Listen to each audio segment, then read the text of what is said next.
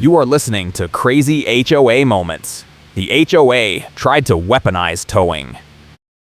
Karen stood by my car with a portable printer and yelled that she could print a tow authorization faster than I could argue. You do not get an opinion. You get a fine schedule. That is what Laura Cooper said, vendor coordinator for the Enclave at Stonegate Ridge Association, while I stood on the curb in Portland, Oregon, holding my keys and trying to figure out how my legally parked sedan had become the center of a war I did not start. The tire clamp was already half closed on my front wheel, chrome teeth biting rubber, and Laura held a clipboard wrapped in a clear plastic sleeve like it made her official. I work as a school custodian, night shift mostly, and I know everyone in town because I have been cleaning their kids' classrooms for 15 years. I also know when someone is bluffing, and Laura was not bluffing. She had a tow truck on speed dial and a vendetta that went back 3 weeks, ever since I parked on the street during a guest event and she claimed the HOA owned the curb. The Enclave at Stonegate Ridge is a master-planned community where parking rules are treated like sacred law, and Laura enforces them with the zeal of someone who has never been told no. The clamp clicked tighter. Laura smiled. I do not negotiate with violations, she said, tapping her clipboard. I felt the weight of the tow hook chain in my hand, the one I had grabbed from my trunk when I saw the tow dolly wheel sitting beside the curb 20 feet away. My renovation schedule was in the middle of a critical window, contractors booked, permits filed, and any delay could cost me thousands. I could not afford to let this woman tow my car on a fake rule. I kept my voice steady. The street is public property. The HOA does not own the curb. Laura's smile widened. She pulled a laminated map from her clipboard sleeve and held it up. According to our records, this section of curb falls under association jurisdiction. We have enforcement authority per the covenants. I scanned the map. It was a blown-up satellite image with hand-drawn lines in red marker. No legal stamp, no survey seal. Just Laura's best guess and a lot of confidence. A neighbor walked past, slowed, looked at the clamp, then at Laura, then at me. He said nothing and kept moving. I recognized him from the school, his daughter in 3rd grade. Laura noticed. You are not the first person I have corrected, and you will not be the last, she said, her voice loud enough to carry. The key ring jingled as she waved her hand. I have been managing vendor relationships for this association for 6 years.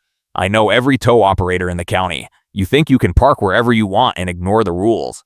You cannot. I pulled out my phone and opened the photos I had taken 3 weeks earlier, the first time Laura placed a warning sticker on my windshield. The sticker was still there, faded and peeling, with no readable text but plenty of threats.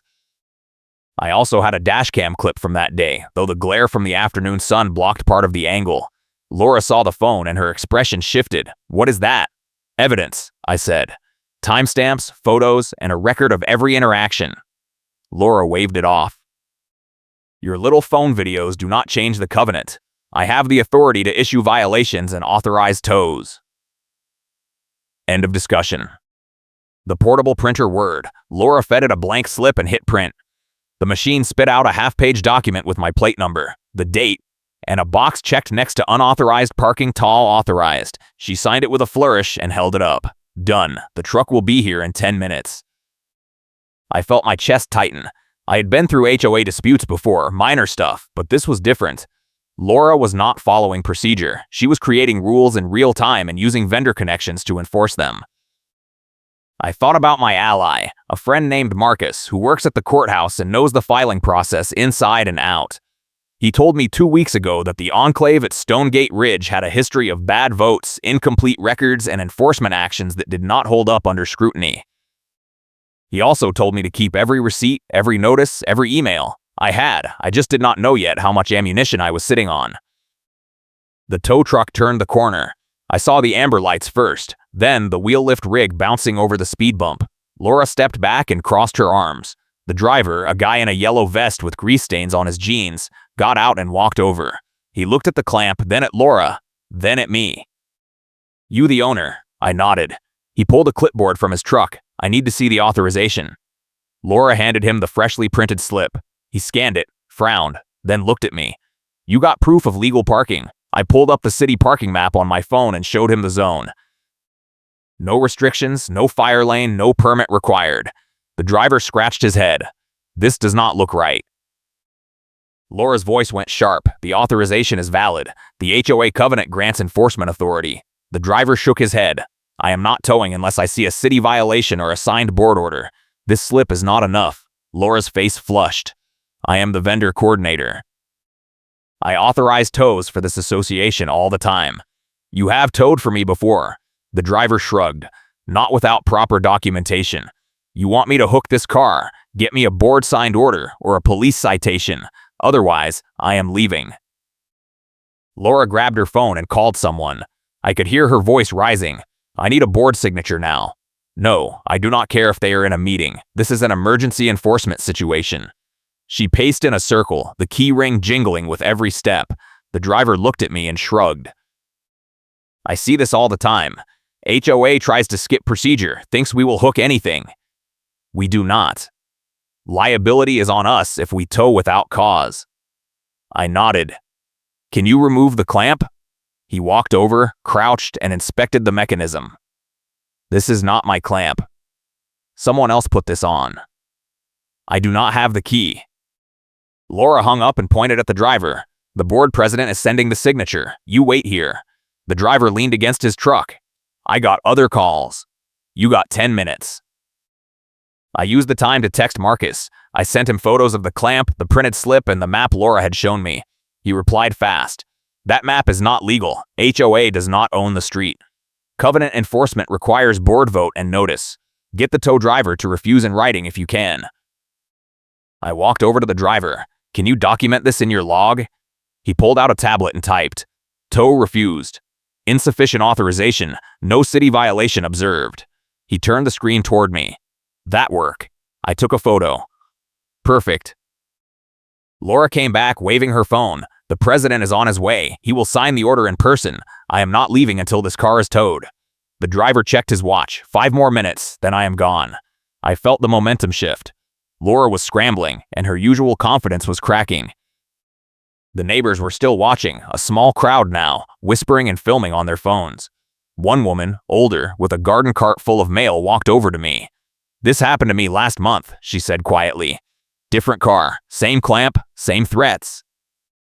I paid the fee because I did not know I could fight it. I asked for her number. She gave it. I will need a witness, I said. She nodded. The board president arrived in a luxury sedan, parked crooked across 2 spaces, and got out holding a leather portfolio. He was tall, silver hair, expensive suit, and he did not look happy. Laura rushed over and started talking fast, pointing at my car, at the clamp, at the driver. The president listened, nodded, then walked over to me. I am Richard Newsom, HOA president. I understand there is a parking dispute. I stayed calm. There is no dispute. I parked legally on a public street. Your vendor coordinator is trying to tow my car without cause. Richard looked at Laura, then at the clamp. Who put the clamp on? Laura hesitated. We have a vendor for immobilization. It is part of our enforcement toolkit. Richard frowned. Did you call a board vote before authorizing the clamp? Laura did not answer. Richard turned to the driver. You are refusing the tow. The driver nodded. No valid authorization. Richard closed his portfolio, then remove the clamp and leave. This is not an authorized action. Laura's face went red. I have been enforcing parking for 6 years. I have never needed board approval for individual violations. Richard cut her off. The covenant requires board approval for any enforcement action that involves a third-party vendor or fee over $50. You know that. Laura sputtered. The rule changed last year. Richard shook his head. No, it did not. I was at the meeting. The vote failed. You do not have the authority you think you have. I waited for the right audience, because the reveal needed witnesses. I pulled out a folder from my car, the one Marcus helped me assemble, and handed it to Richard. Inside were copies of meeting minutes, vendor invoices, and a quorum log that showed the enforcement vote Laura was relying on never had enough board members present to pass. The vote was invalid. Richard flipped through the pages, his expression darkening. Where did you get this? Public records request, I said. Filed 2 weeks ago. Everything is timestamped and certified. Richard looked at Laura. You have been authorizing tows based on an invalid vote. Laura tried to grab the folder. That is a procedural technicality. It does not change the covenant language. Richard stepped back. It absolutely changes the enforcement authority. If the vote did not pass, you have been acting outside your role. He turned to the driver. Remove the clamp now. Use HOA funds if you need to call a locksmith. I want this resolved immediately. The driver made a call, and 15 minutes later a locksmith van pulled up. The clamp came off with a grinding pop. I felt the tension in my shoulders release. Laura was not done. She pulled out her phone and started making calls, pacing in tight circles, her voice low and fast. I could see her typing furiously between calls. Richard walked over to me. I apologize for the situation. The board will review Laura's actions and the vendor contracts. If there are other residents who were affected, I want to hear from them. I handed him the contact info for the neighbor who had spoken to me earlier. She was clipped last month. Same vendor, same clamp, same threats. Richard wrote it down. I will follow up.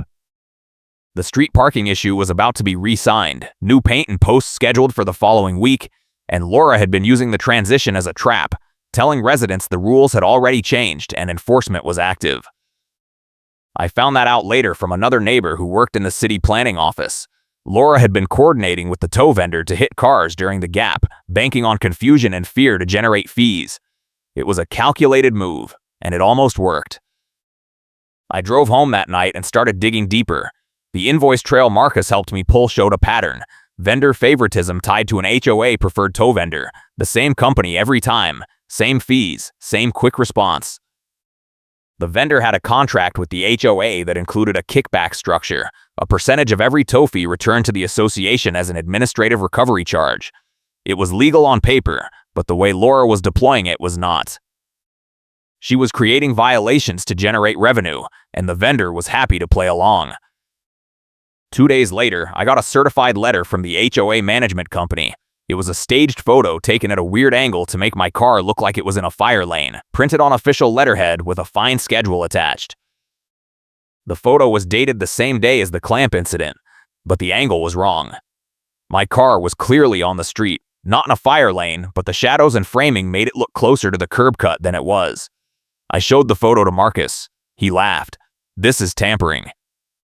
If they submit this as evidence, they are opening themselves up to a fraud complaint. I saved the letter and added it to the folder.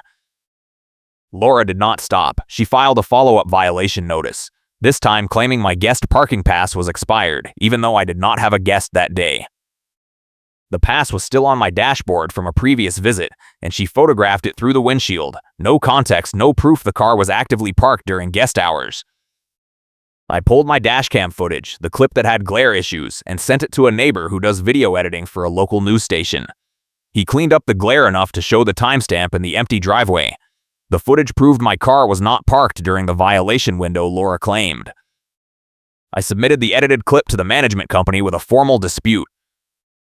The coordinated harassment push started the next week. Laura sent the management company a packet of violations, all dated within a 10-day window, all targeting my property.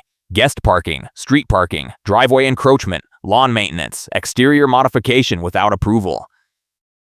Every item was either fabricated or twisted from normal activity.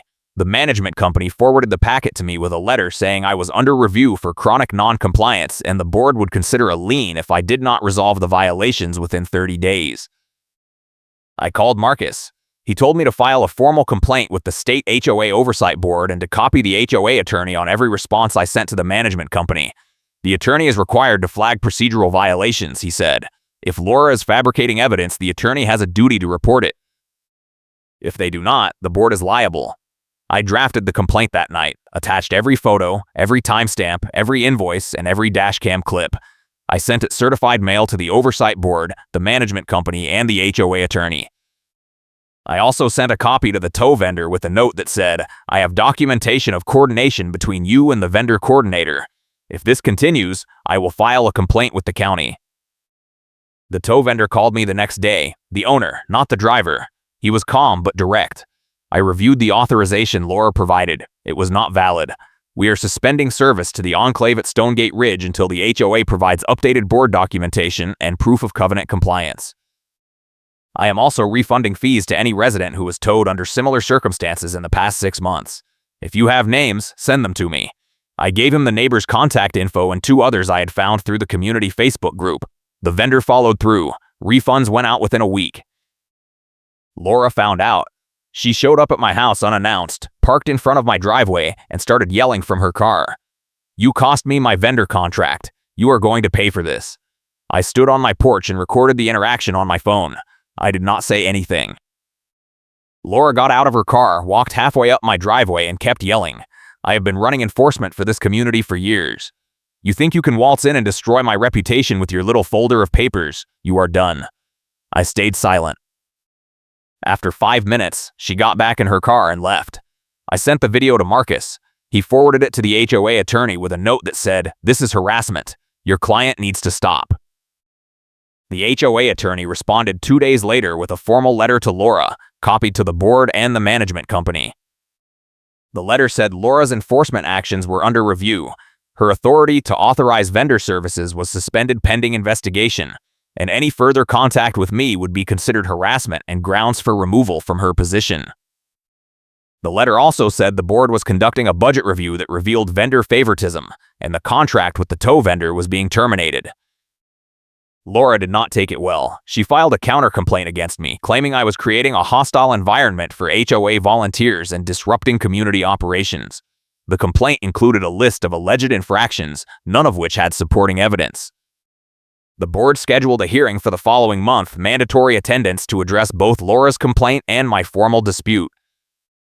I spent the next 3 weeks preparing. Marcus helped me organize the timeline, the invoices, the meeting minutes, the dashcam footage, and the vendor correspondence. We built a presentation packet that showed every step of Laura's enforcement campaign: the invalid votes, the fabricated photos, the vendor kickbacks, and the harassment. The packet also included testimony from 3 other residents who had been targeted, all willing to speak at the hearing. I felt ready, but I also knew Laura would bring her own ammunition. She always did. The hearing was held at the community clubhouse, a bland conference room with folding chairs and a long table for the board. Richard Newsom sat at the center, flanked by 4 other board members, all looking tired and annoyed. Laura sat on one side of the room, clipboard in hand, keyring jingling every time she moved. I sat on the other side with Marcus and the 3 other residents. The room filled with neighbors, more than I expected, all curious about the showdown. Richard opened the meeting. "We are here to address a formal dispute between a homeowner and the vendor coordinator regarding parking enforcement and procedural compliance. Both parties will have an opportunity to present their case. Laura, you go first." Laura stood, walked to the front, and started talking. She laid out her version of events, framing me as a chronic rule violator who refused to follow community standards. She showed photos, printed emails, and her enforcement log. She spoke for 20 minutes, confident, organized, and convincing. When she finished, she looked at me and said, "I do not negotiate with violations. That is my job. That is what I do. The board will see that I acted within my authority, and this complaint is baseless." Richard nodded. "Thank you, Laura." He turned to me. "Your turn." I stood, walked to the front, and opened my folder. I did not waste time. I started with the quorum log. The enforcement vote Laura based her authority on never passed. There were not enough board members present to meet quorum. "The vote is invalid." I handed copies to each board member.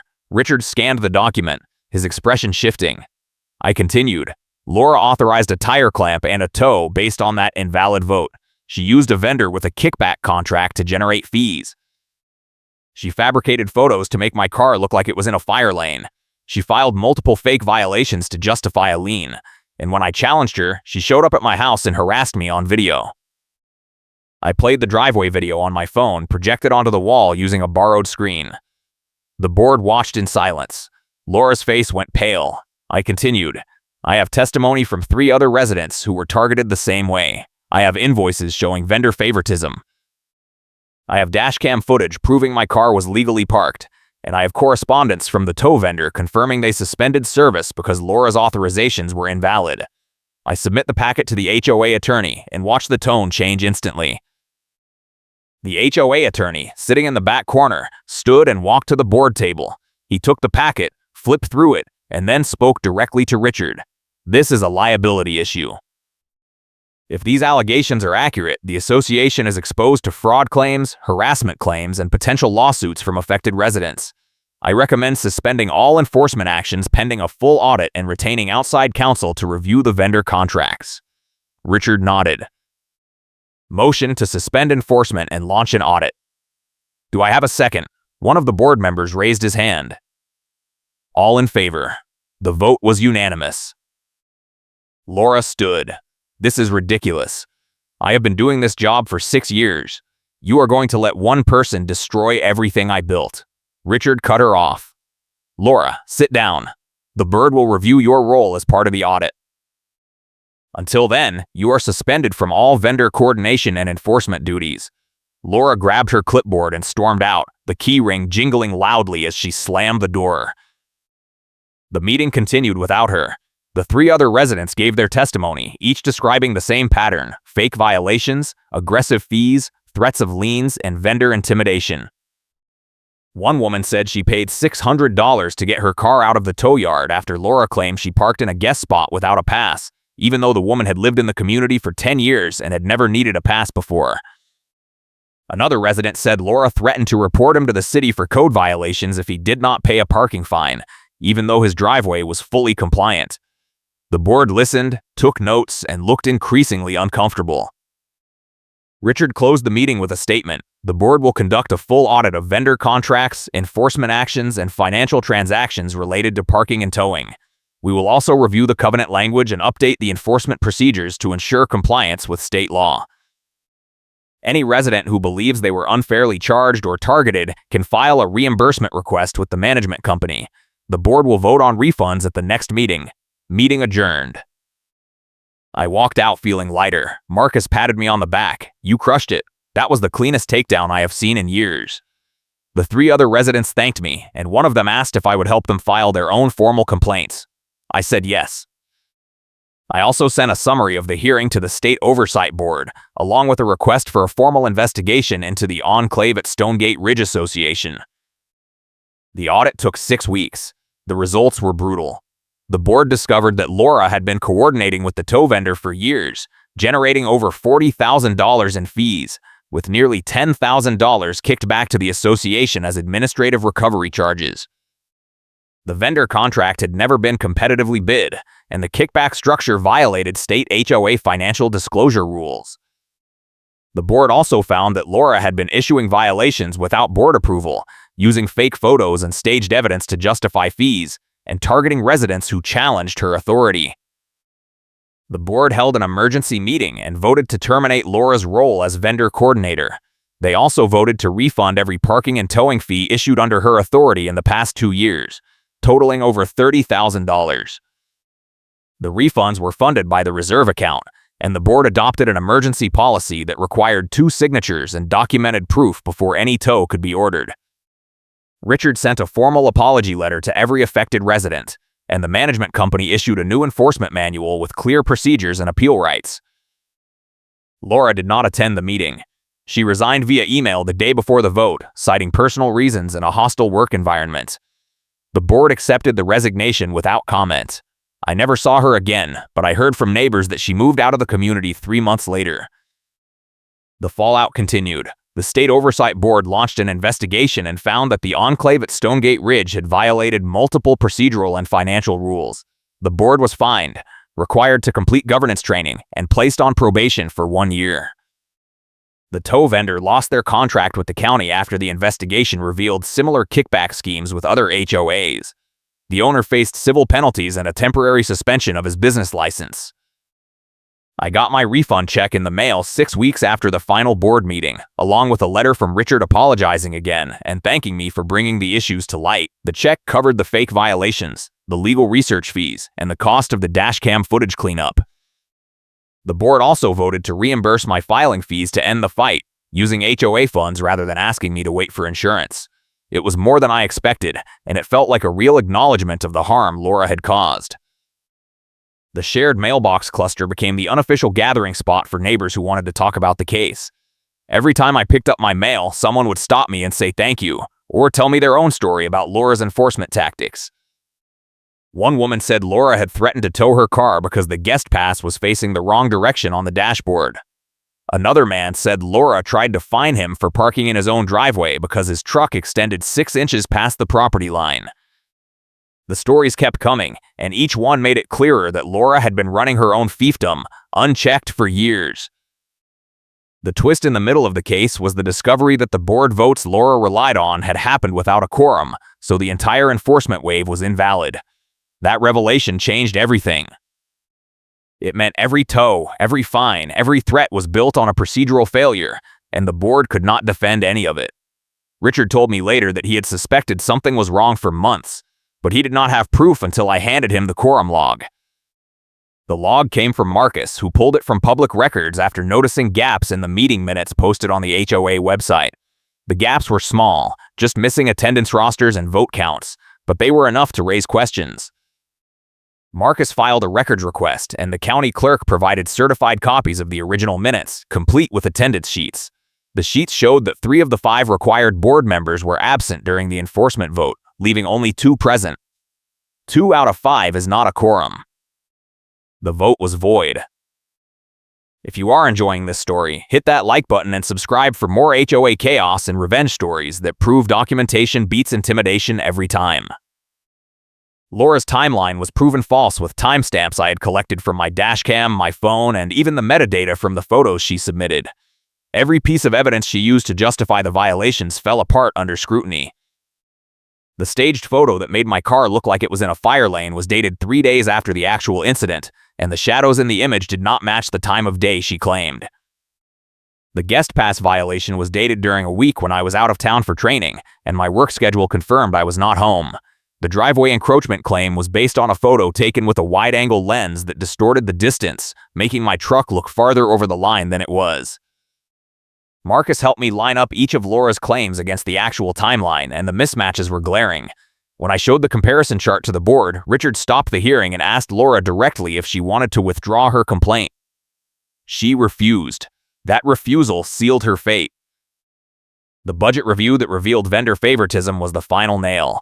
The audit uncovered that Laura had been approving invoices from the tow vendor without competitive bids, without board votes, and without documentation. The vendor charged premium rates, nearly double the county average, and the kickback structure meant the HOA was incentivized to generate violations rather than reduce them.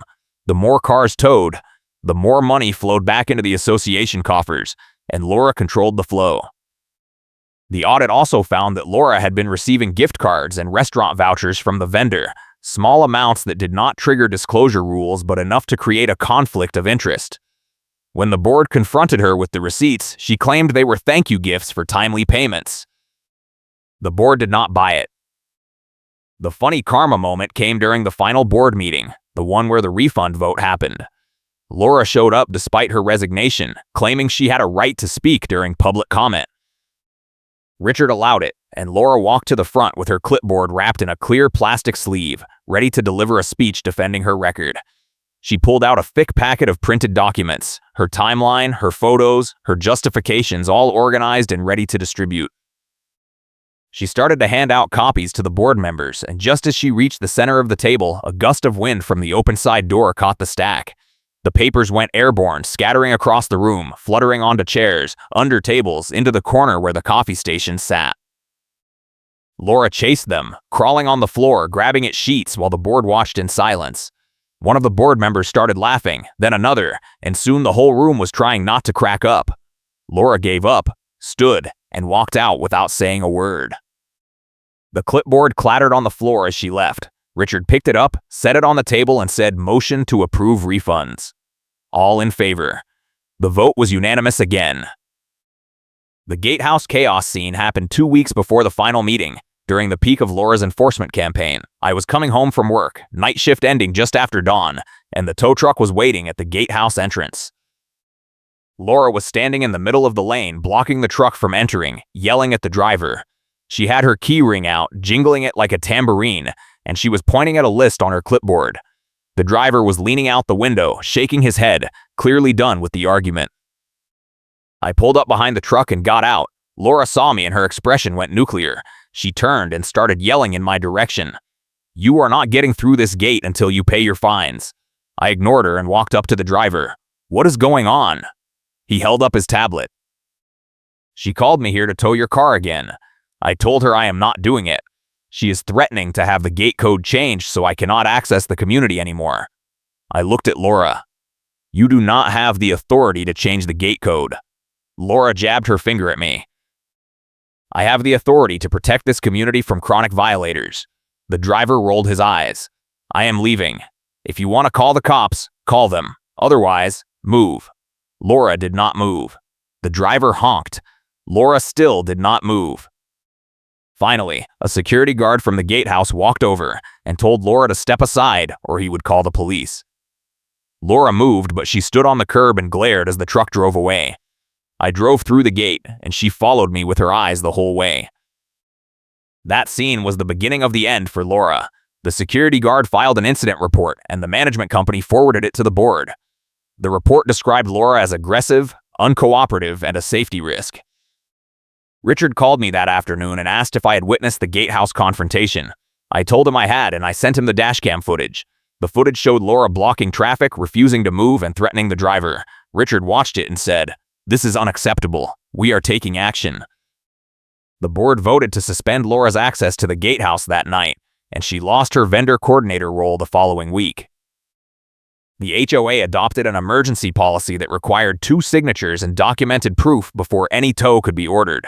The policy also required photo evidence with timestamps, a board member review within 24 hours, and a mandatory appeal window for residents. The policy was retroactive, meaning every tow issued under Laura's authority was subject to review and potential refund. The policy passed with no opposition, and it became the model for other HOAs in the county.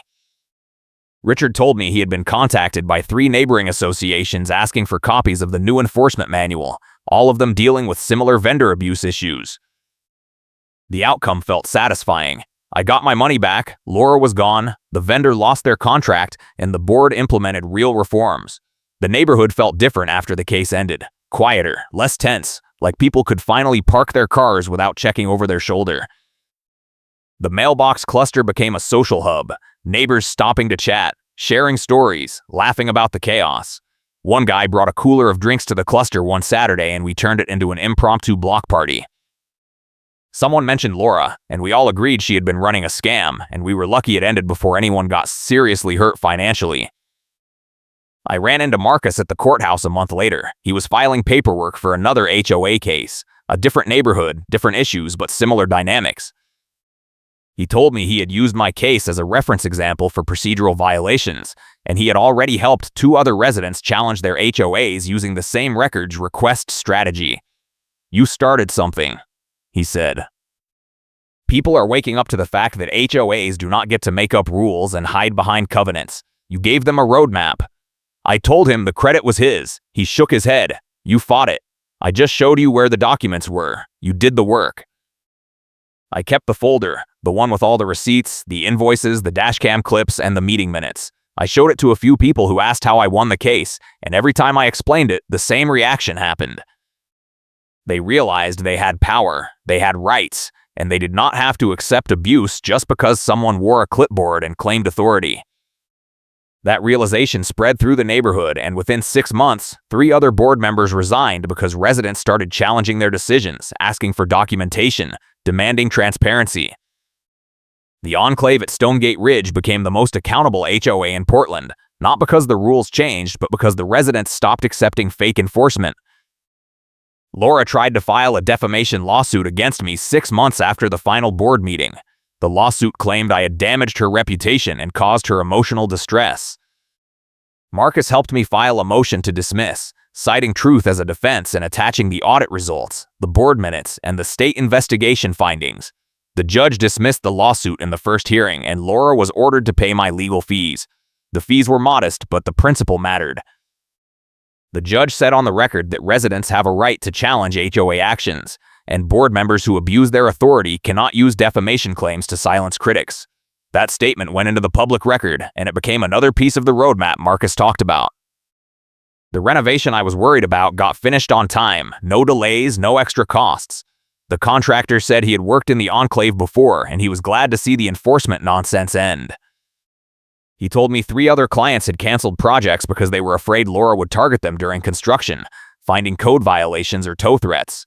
With Laura gone, the neighborhood opened back up and contractors started bidding again. The board even revised the construction rules, shortening the approval timelines and simplifying the permit process. Richard said it was part of the reform package, an effort to rebuild trust with residents.